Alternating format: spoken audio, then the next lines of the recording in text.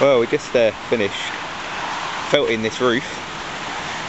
My uncle came up, gave us a hand. Two of us got it done pretty quickly, over about 2 and a bit days. What's that?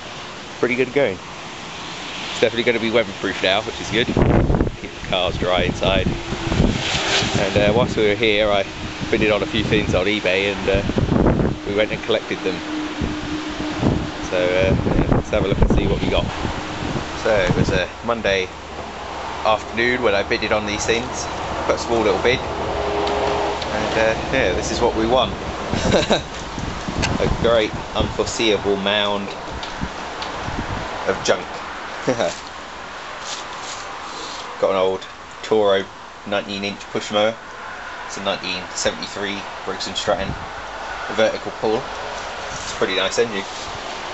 And a couple of Suffolks here. The whole lot costs £8.50, and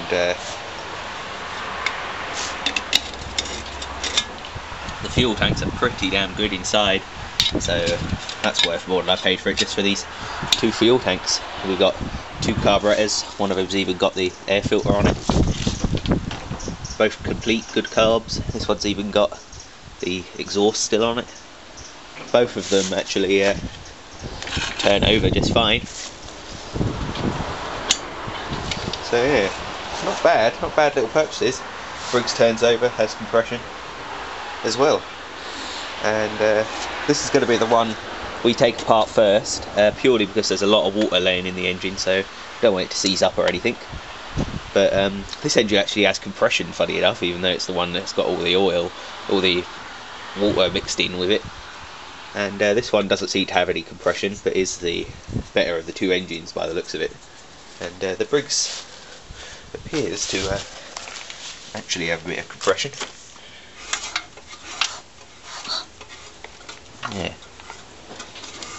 Yeah, got quite a good little bit of compression in that. That's not too bad at all. We should have a little look in there. None of them had spark plugs in them when I got them, so I just threw a plug in each one just to test the compression. Pull starter is sticking on this one, but that's probably because somebody has used too thick a rope. It's just having a hard time recoiling it in. So yeah, we've definitely got some serious to do here. Don't know how that's ever going to stop the engine with a whole piece of rubber over it, but that's got a pretty good nick Suffolk original stop lever on there. Yeah, the mower decks are just scrap. There's no handles or anything with them, so we're just going to unbolt the engines from them. Save the clutch on this one if we can get it off easily enough. So yeah, we're definitely going to have some engines to do our how-to videos, which is going to be pretty good. And the old Toro, I hope to actually do a little bit of a restoration on that old thing, because I quite like that old mower. It's a pretty nice thing.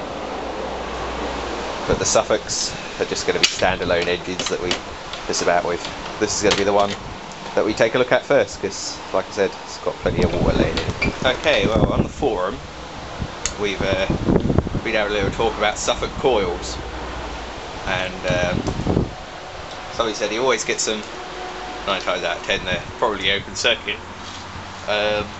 This is probably my 12th, maybe even 13th Suffolk engine that I've owned. Never ever have I had a Suffolk that needed any more than just a simple points clean to get going. So yeah, hopefully we're going to prove that today with these engines. And I posted a comment on the forum before I even went and collected these, and I said I'm going to collect 2 tomorrow, and I would expect them to need anything less than a points clean to develop a spark. So yeah, hopefully these Suffolks aren't going to let me down. We've already gone and removed the HT terminals here that connect to your spark plug. 9 times out of 10 these are open circuit. They just go rusty and corrode inside when they're left outside. So we're taking those off just in case that's going to give us a duffer reading. So we've taken them off of both engines, and we are just going to get the multimeter, set it to 20k here on the ohm side, and it's pretty simple to do. You just take the red lead from your multimeter, stick that in the HT lead, and then with the black lead you just find a suitable ground, and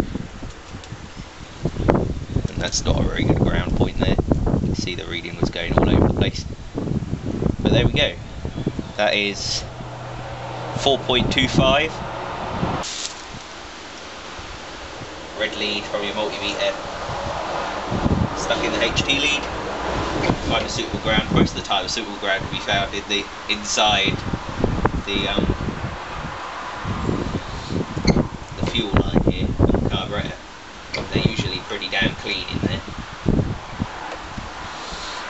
And there we go. That's reading 3,500 ohms, which isn't bad. A little bit less than this engine, but nonetheless a good coil.